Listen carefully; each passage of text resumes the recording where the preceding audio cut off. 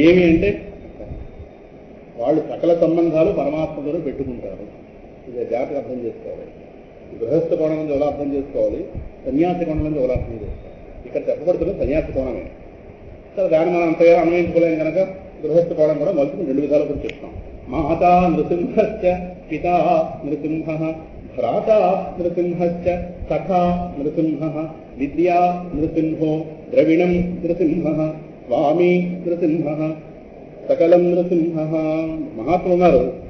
ఎలాగైతే హంస తన కాని దాన్ని విడిచిపెట్టేస్తున్నారు, దాంతో గొడవ పెట్టుకోదు, విడిచిపెట్టదు. సరేనా? అలాగే పరమహంసలు కూడా ఆయనతోనే ఉంటారు.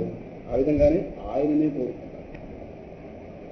అన్యమైన దాన్ని ఆయన కాని వాటిని ఆయన్ని మరిపించే వాటిని పక్కతో పెడతారు. మరి లోకంలో ఉన్నప్పుడు వాళ్ళు ఎలా ఉంటారు? మాతా నృసింహశ్చ. ఒక దేహంగా చూస్తున్నప్పుడు దేహంగా తల్లి ఉండాలి, తల్లి తండ్రి, ఆ విధంగానే సోదరుడు భ్రాత, తర్వాత సఖ స్నేహితులు, తర్వాత విద్య చదువుకోవడం ఎలా ఉంటాయి కదా, ద్రవిణం ద్రవ్యం. అలాగే స్వామి అంటే పరిపాలకుడు. ఉద్యోగం ఉంటే ఉద్యోగం మనకి ఇచ్చినవాడు, ఉద్యోగం అధికారి ఉంటాడుగా, స్వామి అంటే అధికారి. మొత్తం ఇన్ని కలవచ్చు సకలం. అది కాకుండా ఇంకా జీవితంలో ఏవో రకరకాల అవసరాలు ఉంటాయి. ఇవి ఆ వస్తువు ఈ వస్తువు ఈ వస్తువు ఇవన్నీ కలవచ్చు సకలం. ఇవన్నీ కలవచ్చు ఒక వ్యవహార జీవితం. ఈ వ్యవహార జీవితంలో భాగమైన ఏవైతే ఉన్నాయో ఇవన్నీ కూడా నృసింహుడే. ఇది సన్యాసి పరిస్థితులు గృహస్థులు అన్వయించుకోవచ్చు. తర్వాత ఈ సన్యాసి పరంగా చెప్తే పరమహంసలు అంటే సన్యాసులు. సన్యాసి అంటే ప్రపంచం పట్టనివాడు. ఈ కాల సన్యాసులు కాదు, ప్రపంచం ఇసుమంతా కూడా పట్టనివాడు. పిల్లవాడిగా ఉన్న సన్యాసి వ్రతమే. సన్యాసులు సమ్యక్ జ్ఞాత సన్యాస. సమస్తాన్ని పూర్తిగా విడిచిపెట్టినవాడు. సమస్తాన్ని పూర్తిగా ఎందుకు విడిచిపెట్టాడు? పట్టుకోవాల్సింది పట్టుకుంది కనుక.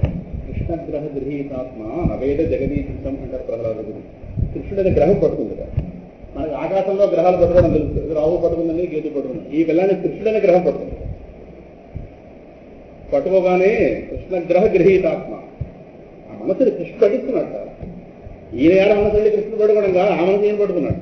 నవేద జగదీశం. మనకు కనిపిస్తున్నట్టుగా పిల్లవాడి ప్రపంచం కనిపించట్లేదు అంటున్నాడు. ఈ దృశ్యం ఆ రకంగా నవేద జగత్తులా కనిపించటం లేదు అంటారు. ఏమి ఎలా కనిపిస్తుందా? వాడి కళ్ళలో మనం కూడా, వాడి కళ్ళలో మనం కూడా ఎక్కడవుతుంది? వాడి కళ్ళు మనం తెచ్చుకోవాలంటే, అంటే వాడి స్థితి మనం తెచ్చుకోవాలి. వాడి జగత్తు కనిపించటం లేదు. లోపల భూతం పట్టుకుని, కృష్ణ భూతం పట్టుకుంది లేదా? అందువల్ల దాన్ని సమ్యక్ న్యాస. ఈ ప్రపంచం కనిపించట్లేదంటే ప్రపంచం ఉంటేగా ప్రపంచం వదిలించిపోయింది. సో అటువంటి స్థితిలో ఉన్నవాళ్ళు మరి వాళ్ళకి తల్లి తండ్రి, ఎందుకంటే పిల్లవాడి తల్లి చూడాల్సిన అవసరాలు ఉంటాయి, తండ్రి అవసరాలు, డబ్బు ఉండాలి. సన్యాసికి ఎవరు ఇవన్నీ? గృహస్థ కంటే ఇవన్నీ కనిపిస్తున్నాయి, చెప్పుకుందాం అలాగా. ఇవన్నీ ఉండాలిగా, చదువు ఉండాలిగా, లోకంలో చలామణికి డబ్బు ఉండాలిగా, తనకంటూ ఒక నియంత్రణ, తన ఆలనా పాలన చూసుకున్నాడు ఒకడు ఉండాలిగా, ఓ 4 వస్తువులు ఉండాలిగా, ఇల్లు బ్యాంకులు ఏమైనా ఉండద్దా? వాడికి ఏమైనా ఉండదు. శివుడికి ఎక్కడ ఉన్నాయి కానీ? శివుడి గారి క్వార్టర్స్ ఉన్నాయా? అపార్ట్మెంట్స్ ఉన్నాయా? ఎక్కడైనా భాగవతం ఎక్కడ లేదు. ఎక్కడైనా ఉన్నాయా? 4 ఎస్టేట్లు దాచుకున్నాడా? కాదు, ప్రపంచం అంతా తనది. అది మనకు అర్థం కాదు. ఇప్పుడు వాళ్ళకి ఏమున్నాయి ఇవన్నీ? ఆస్తికి సంబంధించిన లోకం. ఇప్పుడు తండ్రి గారు వెనకాల పరిగెడుతున్నారు, వెనకాల పుత్ర పుత్ర పుత్ర పుత్ర అని అలా చెప్పుకుంటాం ఫోటోస్కందంలో. వాడు పుత్రుడే, నువ్వు తండ్రి అయినా తల్లి, నా దేహమే కాదు, నీ దేహం అయితేగా నువ్వు తండ్రికి తల్లి. మరి ఆయన ఆస్తిలో ఉన్నవాడు ఆయన తల్లిదండ్రి ఎవడు? మాతా సింహస్థ. మరి ఆయన ఆన్ల పాలన ఎవరు చూసుకుంటున్నాడు? ఎవరు చూసుకుంటారు? అంతలా ఉన్నవాడు వాడు. సన్యాసి దృష్టిలో గుర్తుపెట్టుకోండి. ముందు గృహస్థికి వద్దాం. అది మన నుంచి ఆయన అర్థం చేసుకున్న ప్రయత్నం తేలిక. గృహస్థికి ఇవన్నీ ఉంటాయి. ఓ తల్లి తెలుస్తుంది, తండ్రి, ఆ విధంగానే భ్రాత, చెప్పపోయినా భార్య ఉంటుంది, చెప్పకలే అన్ని ఇంప్లాయిడ్ ఇవన్నీ. సకలం అంటే అందరూ ఆవిడ వస్తుంది. సఖ స్నేహితులు ఉంటారు. అలాగే చదువుకుండా చదువు, ఆ విధంగానే ఆ చదువు కాస్త ఉద్యోగంగా మార్చుకుని డబ్బు పొందడం, ద్రవిణం రాసుకోవడం ఇవన్నీ ఉంటాయిగా. స్వామి మనకంటూ యజమాని అంటూ ఒకడు ఉంటాడు ఉద్యోగంలో. అలాగే ఇళ్ళు వాటిని కోట్లు మనకగా ఉంటాయిగా. ఇవన్నీ మనకు తెలుసు. ఇవన్నీ నృసింహ అంటున్నారు. ఇవన్నీ నృసింహుడే. అంటే గృహస్థు ఎలా అన్వయించుకోవాలి, సన్యాసి ఎలా అన్వయించుకోవాలి. ఇవన్నీ ఉన్నవాడు గృహస్థు, ఇవేమీ లేనివాడు సన్యాసి. అంటే సన్యాసి తండ్రి ఉంటారా? అంటే సన్యాసి దేహానికి తండ్రి తల్లి ఉంటారు, వాడికి ఉంటుంది. సన్యాసి అంటే వేరుపడిపడి దేహంతో. భగవాన్ రమణులకి అలగమ్మ తల్లి ఏం కాదు, మన దృష్టిలో ఆవిడ తల్లి. అందరిలాగా ఆవిడని చూశాడు. నువ్వు ఎక్స్ట్రా చేయకు, ఇక్కడ జాగ్రత్త ఉందని చెప్పారు. ఇప్పుడు కొంచెం అక్కడ అజమాయి చేసి తల్లి కదా కొంచెం నలుగురిని ఊటాడారు. అందరిలాగే నువ్వు ఉండు, ఉంటే ఉండు, లేదు పోయి. ప్రత్యేకత చూపించిన కారణం దేహాతీతుడు. మనం వ్యవహారంలో అంటాం వెంకటరమణ గారికి ఇవి తల్లిని మనం గౌరవిస్తే గౌరవం ఓకే, అది మన యొక్క స్వభావం. కానీ ఆయన గారు తల్లిదండ్రులు, ఆయన ఏదిగా ఉన్నాడో ఆ వస్తువు తల్లి తండ్రి లేరు, ఆ వస్తువు తల్లిదండ్రి భగవంతుడే. ఆ దేహానికి అళగమ్మ తల్లి. లోక మర్యాద పాటించాడు కొంతవరకు, కానీ ఆవిడ శుద్ధి పెంచుతోంది. శుద్ధి పెంచడంలో కొద్దిగా కఠినంగానే గట్టిగా ఇచ్చారు ఒక సందర్భంలో. ఆయన స్థితి నుంచి ఆయన అలా చెప్పబోతే ఇప్పుడు మోహం పెరిగిపోతుంది, శుద్ధుడనే మోహం పెరుగుతుంది. ఇంత పోయి పుత్రమోహం పెరిగింది, ఏదో మోహం పట్టేస్తుంది మంచి వ్యక్తిని పోవాలి. అందువల్ల సన్యాసి కాని వాడికి ఇవన్నీ ఉంటాయి. మరి అన్నీ దేహభ్రాంతి ఉంది కనుక ఆ దేహం కోసం రెండు కాపాడుకోవాలి, వీడన్నీ కొనసాగించాలి. అదొక స్థితి. ఈయన గారికో ఈయనగా ఉండవు. మరి ఈయనకి లేకపోతే ఈ దేహం కొనసాగుతుందిగా, లోపల కనిపిస్తుందిగా. అనిపిస్తున్నప్పుడు మరి ఈ దేహాన్ని ఎవరు చూసుకుంటున్నారు? ఎవరో తల్లి చూసుకోవాలా దేహాన్ని, ఎవరో తండ్రి చూసుకోవాలా, ఏదో జ్ఞానం ఆ దేహాన్ని నడిపించాలా, ఏదో డబ్బు ఆ దేహాన్ని చూపించాలా, ఏదో ఆ దేహాన్ని ఎవడో సోదరుడు ఉండాలా. మరి ఇన్ని లేవంటే అన్నీ నిలుస్తుండే వాడికి. మరి వీళ్ళకు ఇన్నిగా కనిపిస్తున్నాయి. తల్లి వేరు, తండ్రి వేరు, ఇల్లు వాకిలు వేరు, ఉద్యోగం వేరు, యజమాని వేరు, యజమాని తల్లి కాదు, తల్లి తండ్రి కాదు, తండ్రి పక్కింటి వాడు కాదు, పక్కింటి వాడు సోదరుడు కాదు, సోదరుడు స్కూటర్ కాదు, స్కూటర్ టీవీ కాదు. ఇన్ని కలిపి నాది, నా వాళ్ళు, నేను వాళ్ళ వాడిని ఇది అలా. ఇవన్నీ మనకు విభాగాత్మకంగా కనిపిస్తున్నాయి. ఆయనకు అర్థం దృష్టింటాం. సన్యాసి అంటే దేహం తప్పదు కనుక దేహంతో కూర్చోడమే కానీ దేహం కాని వస్తువును మరొక దాన్ని దాచుకోకూడదు. ఒక్కదానికి పర్మిషన్ ఇచ్చారు, చిప్ప భిక్షాటంకి. కొంతమంది అది కూడా భారం, రెడీమేడ్ చిప్ ఉంది కదా అని ఇలా పెట్టుకుంటారు. అయితే దీనికి ఎక్కడ తేవక్కర్లేదు, ఎవరిని పెడితే ఇలా తినేయడం కలిగించుకోవడం. ఇంకోటి ఉందా, దాపరికం వస్తుంది, దాచుకోవాల్సిన పరిస్థితి, దాచుకోవాలని తలంపు వస్తుంది. తలంపు వచ్చిందా దాని మీద అజమాయిషి, దాని మీద మనకి మమకారం పెరుగుతుంది. మమకారం పెరగనవ్వకుండా ఉండే జీవితం. దేహం తప్పదు బతుకున్నంత కాదు, బలవంతంగా చంపుకోకూడదు. కానీ కొంతమంది బ్రహ్మజ్ఞాన స్థితిలో ఉన్నవాళ్ళు వాళ్ళు దేహాన్ని త్యాగం చేస్తే వాళ్ళకి ఆ హక్కు ఉంది. ఎవరైతే దేహం తిని కాదని జ్ఞానం కలిగిందో పూర్తిగా వాళ్ళు దేహత్యాగం చేసి. శృంగేరి పీఠాధిపతి ఇప్పుడు ఉన్నాయని ముందాయన కావేరీ నదిలో పడితే దేహత్యాగం చేస్తారు. శిష్యులందరినీ కూడా ఇది పని చెప్పి దూరంగా వెళ్ళండి అన్నారు. అలాగే గురువు గారు పని చెప్పారు, చేయడానికి వస్తే వీళ్ళు ఆ కావేరీ నదిలో పెట్టారు. ఆయన దేహంతో ఉండాలనిపించలేదు, దేహం పారంగా ఉంది. వాళ్ళకి ఆత్మహత్య చేస్తున్నారు. అది ఆత్మహత్యగా దేహహత్య. దేహం లేదనుకుంటున్నప్పుడు ఆత్మహత్య, ఆత్మను దేహంగా భ్రాంతి పడినప్పుడు ఆత్మహత్య. ఆయనకి ఆత్మహత్యగా తన ఆత్మ అయిపోయి ఉన్నాడు వేరేకడు, ఆయన దేహహత్య, చంపుకునే హక్కు. చూడండి ఆ పదం ఎలా ఉంది. ఆత్మహత్య చేసుకోకూడదు అన్నారు కానీ దేహహత్య చేసుకోకూడదు అనలేదు. అవునైతే మేము దేహానుభావంతో హత్య చేసుకుంటాం, కత్తి తెచ్చేసరికి ఆత్మను దృష్టి వస్తుంది. మనం దేహానుభావంతో కత్తి తెచ్చినా ఇలా పెట్టినా సగం ఇలా వెళ్ళింది అనుకోండి, బాబాయ్ బాబాయ్ బాబాయ్ అంటాం. ఎందుకన్నా మళ్ళీ నేనని దాంట్లో ఇది ఆ పిచ్చి పనులు వద్దన్నారు. ఆయన గారికి వేరు పడిపోయాడు పూర్తిగా. ఇంకా దేహం భారం ఈయన అలా ఫీల్ అయ్యేవారు, కానీ దాన్ని హత్య చేసుకోలేదు. మరణం సహజంగా వచ్చింది. ఆ శృంగేరి పీఠాధిపతి ఆ పర్వతాల నుంచి కావేరీలో పోయింది దిక్కుమాల దేహం. ఆయన కోణంలో మనగా దురదృష్టం ఆ మహాత్ముడి దేహం. ఆ మహాత్ముడి దేహం మనకి భగవంతుడి జ్ఞాపకం చేస్తుంది. సరేనా? మరి సన్యాసికి అన్నీ ఆయనే. సన్యాసికి ఆయనే అన్నీ. గృహస్థికి ఈ అన్నీ ఏవే తెలుస్తున్నాయో వీటన్నింటినీ ఆయనగా భావించాలి. అది గృహస్థి. తన తల్లిగా తనకు ఆ తల్లినిచ్చింది భగవంతుడే, తనకు ఆ తండ్రిని నిర్ణయించింది భగవంతుడే, భార్య నిర్ణయించింది భగవంతుడే, ఇంటిని నిర్ణయించింది భగవంతుడే, సోదరు నిర్ణయించింది భగవంతుడే, ఈ ద్రవ్యం ఇచ్చింది భగవంతుడే, యజమాని భగవత్ స్వరూపుడు, స్నేహితుడు భగవత్ స్వరూపుడు అని ఆయా వేరువేరుగా కనిపిస్తున్న వాటి యందు ఆ ఏకసూత్రాన్ని భావించాలి గృహస్థు. ఏవైతే ప్రారంభ ఫలాలుగా ఏవైతే వచ్చాయో వాటన్నిటికీ కూడా ఆయనగా చూసుకోవడం వీడు ప్రాక్టీస్ చేయాలి. ఆయన గారు దేహం కదిలించిన స్థితిలో ఉన్నాడు, అలా లోపల ఉండిపోయిన ఆత్మగా. మరి ఆయన గారికి మరి దేహం అవసరాలు చూడడానికి ఒక తల్లిదండ్రుల ముందు ఉండాలిగా. మన కోణంలో చూస్తే ఆయన తల్లి ఎవరండి, ఎవరు చూసుకున్నారు? ఆల్లా పాలన. తల్లిదండ్రులు ఆల్లా పాలన చూసేవాళ్ళని, స్నేహితులు అంటే క్షేమం చూసేవాడు. మరి ఎంతమంది ఆయనకి ఎవరండి? ఆయన ప్రపంచంగా చూడలేదండి. నవేద జగదీశ్వరుడు ఒకటిగా చూస్తున్నాడు. మరి ఒకటిగా చూస్తున్నప్పుడు ఒకటే అన్నిని. మరి ఈయన అన్ని ఒకటిగా చూడలేదు, అన్నిటిగా చూస్తున్నాడు కనుక మరి ఈయన గారు ఆ స్థితికి వెళ్ళాలంటే ఆ అన్నింటినీ కలిపి ఒక సూత్రంతో అనుసంధానం చేసుకుంటూ వెళ్ళాలి కదా. అది అంటే గృహస్థ కోణం ఒకటి. దీన్ని తేడాగా అర్థం చేసుకుని ఇంట్లోకి వెళ్ళి నృసింహుడే నా తల్లి నువ్వు కాదని తల్లి ఎలాంటి పిచ్చి మాటలేవన్నీ అది ఆశివ్వడం మానేసి సరిపోతుంది. అది వెర్రి వికారం. అది కర్మయోగం కోణం అంటే గృహస్థు చెప్పాలి. సన్యాసి కర్మయోగం పనే ఉంది. వాడు రాజేంద్ర కూడా నేర్చుకుంది. ఇంకా స్నేహితుడు చూసి వీడిని తిప్పించి వాడిని తిప్పించి అంతా నృసింహుడే నువ్వే కాదు పిచ్చి. అది పిచ్చి వేదాంతం. దేవుడు డబ్బులు ఇచ్చినట్టు ఎక్కడ వస్తుంది ఎవడో పడుకుంటాడు అన్నట్లేదు గొడవలు. అది ఎదురు వేదాంత అలా కాదు. చాలా మంది లాగా ఇదే అర్థం చేసుకుని ఇంట్లో వాళ్ళు డబ్బులు పెట్టుకుంటుంటారు. నాకు అన్నీ నృసింహుడే మీరు ఎవరో ఏం కాదు. ఆకలి అయితే దాకా తర్వాత భోజనం పెట్టిన తర్వాత ఆలోచన ఈ పిచ్చి చేస్తుంది. ఆయన వచ్చేదాకా అన్నింటినీ ఒకటిగా చూసే ప్రయత్నం గృహస్థు చేయాలి. ఈయన గారు అన్నీ ఉంటాయి కదా. ఈయన గారికి ఒకటిగా ఉన్నాడు, ఒకటైతే ఉన్నాడు. ఆ ఒకటి అన్నిటిగా పనిచేస్తుంది. అర్థమైందా?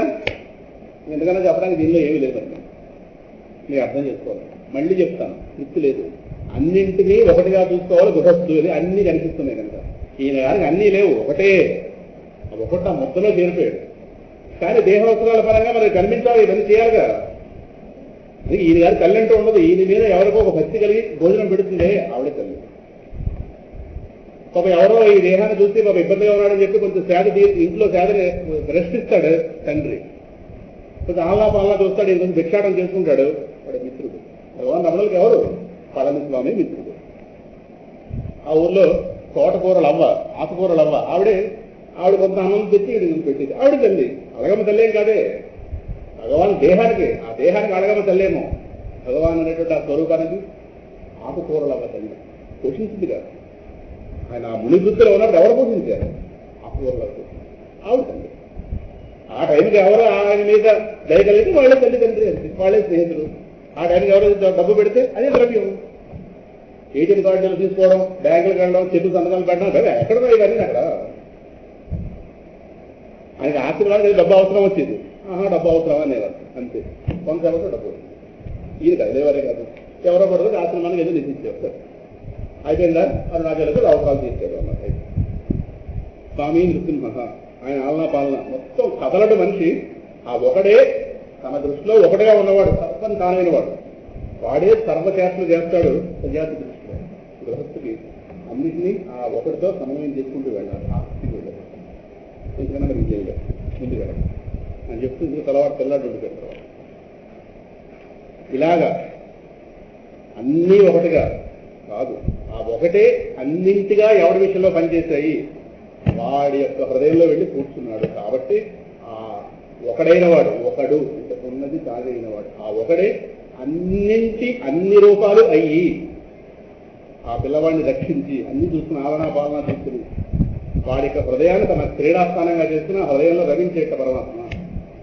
ఆచార్యుల వారు మనందరికీ విష్ణు షట్పది స్తోత్రం చెప్పారు. మీ అందరూ కూడా షట్పదిగా మారి విష్ణు పాదాల మీద వాలి మకరందం కురవాలండి అది. మరి ఆ విష్ణువు ఏం చేస్తాడు? ఇప్పుడు ప్రహ్లాద షట్పది మనందరికీ విష్ణు షట్పది, విష్ణువుతో ప్రహ్లాద షట్పది. ఈయన కాదు ప్రహ్లాద హృదయంలో షట్పది అని తిరుగుతున్నట్ట. ప్రహ్లాద మానస సరోజ విహార భృంగ గంగాతరంగ ధవళాంగ రమాస్థితాంగ శృంగార సంగర కిరీటల సత్వరాంగ లక్ష్మీ నృసింహ మమ దేహి కరావలంబం. లక్ష్మీ నృసింహ మమ దేహి కరావలంబం. ప్రహ్లాద షట్పది ఎవరు? నరసింహస్వామి. మనం కూడా అదొచ్చాలి. ప్రహ్లాద షట్పది అంటే ఆయన యొక్క హృదయంలో తిరుగుతున్నవాడు, హృదయ సరోజమి వాడివాడు. శ్యామ సుందర వదనం భజేహం. వదనం శ్యామ సుందర వదనం, ఆ వదన సరోజం మీద భజేహం. బుధజన హృదయ నివాసి బుధజన హృదయ సరోజ నివాసినం. బుధజన హృదయ సరోజం మీద నివసించేవాడు. బుధజనులు అంటే ఎవరు? శ్యామ సుందర వదనం భజేహం. ఆ పిల్లవాడి యొక్క మనసులో హృదయం పద్మంలో ఇది తిరుగుతాడు. మనం పాద పద్మాలే మనం హృదయ పద్మం ఆయన స్థానం అంది. అందువల్ల విష్ణువు గారు నరహరికుడు. నరహరి ఎక్కడ పట్టుకోవాలని ఆచార్యుల వారు 4 మనుషులు పెట్టారు. పద్మపాదులు వీళ్ళందరూ వెతకండి రా అని. ఎక్కడ దొరకటం లేదు. రావణి రాంకున్నాడంటే మొత్తం తేలింది ఎక్కడ ఉన్నాడని. ఎక్కడ? ప్రహ్లాద మానస సరోజ. అక్కడ రాంకుడు వేడు. సింహం ఎక్కడ ఉంటుంది? గుహలో ఊరిపోతుంది. ఆ ప్రహ్లాద హృదయ గుహలో దూరిపెట్టేటన్నారు. సింహం లక్షణం దోపట్టుగా వచ్చిన పోలా. అందువల్ల ఇది 23వ శ్లోకంలో కూడా 23వ పాత్రలో కూడా అమ్మవారు స్వామి వీళ్ళు వచ్చారని చెప్పి వీళ్ళని చూడడానికి స్వామి తన మండపం నుంచి వస్తాడు, గదిలోంచి వస్తున్నప్పుడు గుహలోంచి వస్తున్న సింహంతో పోలుస్తుంది. గోదాదేవి కావాలి చూడండి 23వ పాత్రలో. గుహలోంచి సింహం ఎలాగైతే ఉళ్ళిలా విరుచుకుని ఎలా వస్తుందో బాగా పడుకున్న సింహం ముందుకి వెనక్కి అలాగా స్వామి నిద్రలేసి ఇలా కళ్ళు దుద్దులా ముందు పడుకుంటేనే కపట నిద్ర ఉళ్ళిలా విరుచుకుంటున్నట్ట పిల్లవాడు కాదు. అలాగా ఓ సింహమా అని పిలుస్తుంది. సింహస్వరూపుడా. సింహం పడుకుంటే సింహం కాదా దగ్గరికి వెళ్ళి తెలుస్తున్నారు. పడుతుంది కాబట్టి నిద్రలో ఉంటే మనం చూడలేదు కాబట్టి ప్రాణం బతికింది కానీ లేపితే జరిగేప్పుడు ఇలా లేస్తే సింహం కాదు తెలుస్తుంది. నువ్వు పిల్లాడిగా ఉంటే మాత్రం సింహం కాదేంట్రా కృష్ణ అని పోతాది. 23వ వర్షం చూడండి. అందుకు ప్రహ్లాద మానస సరోజ విహారభ్రంగా ఆ నడిచి రావడంలో 24వ పాత్ర తర్వాత నడిచిరా వచ్చేడా గదిలోంచి ఇక్కడికి. అంటే మనం భక్తులం కాదు కాబట్టి మనం అనుకుంటాం. ఆవిడ భక్తురాలు. ఆయన పాదాలు సహజంగా ఎర్రగుంటే అడుగున వచ్చి ఆ కుర్చీలో కూర్చొని కాళ్ళని కాళేస్తున్నట్లాగా అడుగున ఎరుగుదనం కనిపించింది. అయ్యో బాబోయ్ నడిపించేసాం కాబట్టి పాదం కనిపించింది. అంటే అప్పుడు ఆ పాదానికి నీరాజం మంగళం కలుగుతాక పల్లాండు అని చెప్పి విష్ణుతుల వారు పాడారే, అదే వైష్ణవ సంప్రదాయంలో హారతిస్తారు. స్వామి యొక్క ఆయా అవతారాల్లో పాదం ఎంత శ్రమపడిందో ఒక్కొక్క లైన్కి అమ్మవారు చదివి అయ్యో రాముడిగా ఉన్నప్పుడు యుద్ధం చేయడంలో ఎంత అలిసిపోయిందో, కృష్ణుడిగా ఉన్నప్పుడు వేళ్ళనే వాళ్ళని చంపడంలో పాదం ఎంత అలిసిపోయిందో, ఆ పాదాన్ని ఇంత శ్రమ పెట్టేమే మేము అని చెప్పి ఆ ఎరుపుతనం వేళ్ల వల్లే వచ్చిందని భ్రాంతి పడి అమ్మవారు అక్కడ. అందుకే వైష్ణవ సంప్రదాయాలు ఎప్పటికీ కూడా ఆలయాల్లో హారతిస్తున్నప్పుడు ఈ పాత్ర కూడా చదువుతారు. పల్లాండు చదువుతారు. విష్ణుతుల వారు పాడారు. ఆడవాళ్ళలో విష్ణుతుల వారికి మొదటి స్థానం. విష్ణుచిత్త తనూజాయే గోదాయే నిత్యమంగళం. విష్ణుచిత్తుల వారికి అమ్మవారు పుట్టలేదు, తులసి వనంలో దొరికింది. సీతం ఎలాగైతే వనంలో దొరికిందో భూమిలో దొరికిందో దొరికింది. అయ్యో నిజ ఆయన పాడే స్వామి యొక్క పాదాలకి పల్లాండండి మంగళం అని అర్థం. మనం హారతిస్తానే అదే 24వ పాత్రాన్ని హారతికి పాడతారు. అక్కడ స్వామి యొక్క పాదం శ్రమపడినటువంటి ఆయా లీలను స్మరించుకుంది. అవన్నీ పూర్వం కంఠస్థం ఉంది. భగవంతుడు అవకాశం ఇస్తే వచ్చే ధనుర్మాసంలో నెలలో తిరుపావి చేస్తుంది. మమ్మీ అనుకున్నాను. సరే నెక్స్ట్ నెల్లూరు కూడా 30 పాత్రలు నెల్లూరు భగవంతుడి దేహంలో ఉంచి మనకు అవకాశం ఇచ్చి మనకు అది శక్తిస్తే అవకాశం ఇచ్చి నెల్లూరు చెప్పుకున్నాను. ఆ 30 పాత్రలు మూడేళ్లు వరుసగా విన్నాను. చెప్పగల సమర్థత పూర్ణంగా ఉంది. వేదిక మీద చెప్పగలను సందేహం. ఆ జ్ఞానం ఇప్పుడు కావాలంటే మొదటి ఇచ్చు అని కొంచెం పాత్రలు చదవడం అలవాటు తగ్గింది. కంఠస్థ వచ్చి 30 నాకు జీతం వారు ఎందుకున్నా తెలియదు అప్పట్లో ఆయన గుర్తుపెట్టి కంఠస్థమే కానీ మళ్ళీ చూస్తే వెనకేం పర్లేదు. అందువల్ల ఈ ప్రహ్లాద మానస సరోజ ప్రహ్లాద యొక్క మనస్కమల వందు విహరించేటట్టు అవుతుందా. నీకు భక్తి మకరందం కావాల్సి వచ్చిందా అవుతుందా, అక్కడ విహరిస్తున్నావు పాడవే మీద ఉంది కదా. అలాగే శ్వేత సింహం స్వామి గంగా తరంగ ధవళాంగ అమ్మవారు ఆ మీద నుంచి పడుతుంటుందే కిందకు వచ్చే కొంచెం కలుషితం అయిపోతుంది. ఆ మీద నుంచి గంగా పుట్టుక స్థానం దగ్గర నుంచి పడుతుంటే తెల్లగా ఉంటుంది. తెల్లగా ఉంటుంది కాబట్టి గంగా ఆవిడ పేరు. గంగా తరంగ ధవళాంగ గంగలాగా స్వచ్ఛమైన తిరుగుతూ ఉన్నవాడ స్వామి శ్వేతసింహం. తెల్లగా ఉంటాడు స్వామి. ఇంకా రమాస్థితాంగ అమ్మవారిని ఒళ్ళో కూర్చోబెట్టుకున్నవాడా. గంగా తరంగ ధవళాంగ రమాస్థితాంగ లక్ష్మీదేవి చేత నిలుపబడిన శరీరం కలవాడ అంటే అమ్మవారు ఒళ్ళో కూర్చుంది. రమాస్థితాంగ రమ తన శరీరంలో ఒక భాగమై ఉంది. అంగము ఆవిడ శరీరంలో ఒక భాగంగా ఒళ్ళో కూర్చుంది. రమాస్థితాంగ శృంగార సంగర కిరీట రసత్వరాంగ సుందరమైనటువంటి శృంగార సంగర కిరీట లసత్వరాంగ చక్కదనం అలాగే చక్కటి చక్కదనంతో నిండినటువంటి మకుటం చేత వెలుగుతున్న శిరస్సు గలవాడు. ఆ మకుటం ప్రకాశమానంగా ఉంది. శృంగారం అంటే అక్కడ ఏదో అర్థం కాదు. చక్కటి చక్కదనం చేత అంటే విశేషమైన అందం ఉంటే శృంగారము అంటారు.